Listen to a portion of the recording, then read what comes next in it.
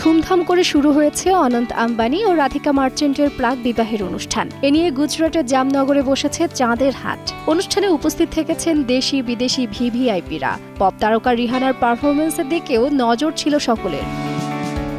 প্রথম দিনের থিম অনুযায়ী আম্বানি পরিবারের সকলেই পরেছিলেন নজরকাড়া পোশাক। আর প্রথম সন্ধ্যার সুন্দর ককটেল পার্টিকে যেন আরও উজ্জ্বল করে তুলল আম্বানি পরিবারের পারিবারিক মুহূর্ত। ভাইরাল হওয়া ছবিতে পুরো পরিবারকে একসঙ্গে দেখা যায়। এই ছবিতে আবার মুকেশ নিতার সঙ্গে আলাপচারিতায় মজতে দেখা গিয়েছে হবু বৌমা রাধিকাকেও। তাদের চোখ মুখ থেকে যেন ঠিকরে বেরোচ্ছে আনন্দের আভা। জানা গেছে এই 3 দিনের অনুষ্ঠানে খরচ হতে চলেছে 1000 কোটি রুপি। এটাই দেশের সবচেয়ে ব্যয়বহুল বিয়ে হতে চলেছে। যদিও এর আগে এমন রেকর্ড ছিল আম্বানি পরিবারেরই। 2018 সালে তার মেয়ে এশা আম্বানির বিয়েতে মুকেশ আম্বানি খরচ করেছিলেন 700 কোটি রুপি। বিয়েতে 90 কোটি রুপির লেহেঙ্গা পরে বিশ্ব রেকর্ড গড়েছিলেন ঈশা।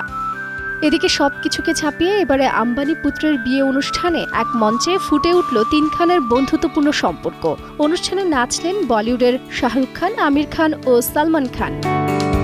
শোনা যায় 3 খান তারা একে অপরকে প্রতিদ্বন্দ্বী বলেই মনে করেন। বলিপাড়ায় এমন গুঞ্জন হর হামেশাই শোনা যায়। তবে সবকিছুকে পেছনে ফেলে হেসে মজা করে একে অপরের সঙ্গে নাচে পা মেলালেন শাহরুখ, আমির, সালমান। 3 খান আবার একে অপরের সিগনেচার পোজ নকলও করেছিলেন।